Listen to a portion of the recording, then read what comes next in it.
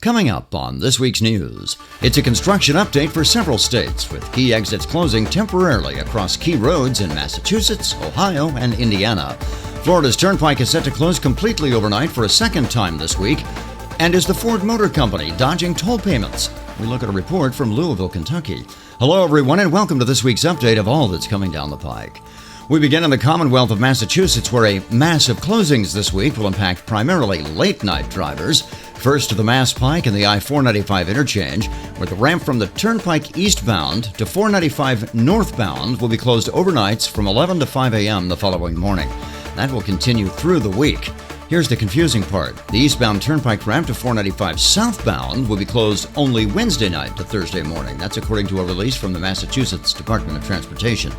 As for 495 to I-90, the ramp from 495 to the eastbound Turnpike will be closed Monday night and Tuesday night. Also closing on the Mass Pike this week, the ramp from I-95 to I-90 and Route 30 to the eastbound Turnpike are closing overnights Wednesday and Thursday. Visit Turnpikes.com and view the Mass Pike map for complete details of these closures. Ohio is closing the Lordstown West exit starting Friday, and that's for a couple of months. That's to resurface and replace the pavement.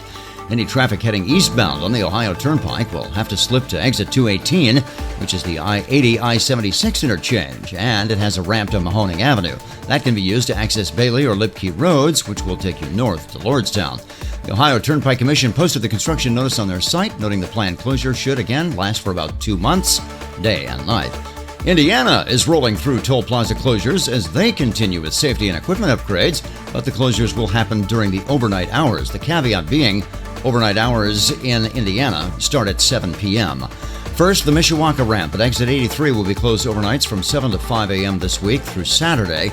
Then next week, Indiana closes the toll plaza at exit 72 in South Bend from 7 to 5 a.m. starting the 4th. That will continue through August 23rd. Then the Elkhart East ramps at exit 96 are next for overnight closures and for nearly all of September.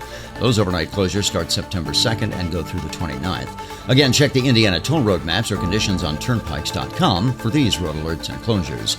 To the deep south in Florida's Turnpike we go, where officials are closing the Turnpike in its entirety during the overnight hours for 2 nights this week. The first night was last night Sunday to Monday morning for southbound traffic, and now the second closure is coming up for traffic going northbound. The Turnpike will close between exit 193, that's Yeehaw Junction, and exit 244, which is for Kissimmee and St. Cloud. Detours will route drivers over to US 441, then north to US 192, where drivers can then get back on the Turnpike. Those at the Canoe Creek Service Plaza will be directed to head south first, exit at Yeehaw Junction, before turning back north on 441 to US 192. View the map and detour closure details of Florida's Turnpike on the Maps section of Turnpikes.com.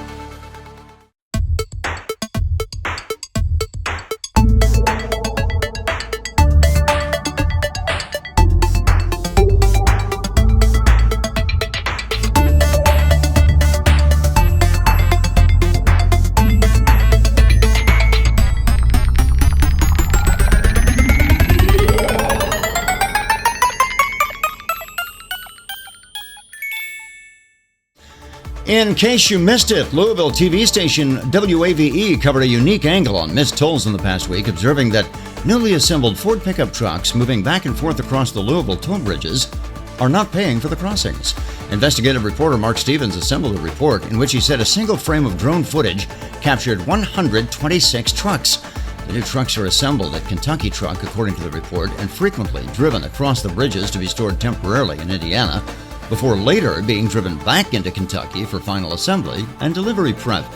In Mr. Stevens' report, both Ford and its transport subcontractor, RCS, stated they have not been contacted by any authorities about a problem.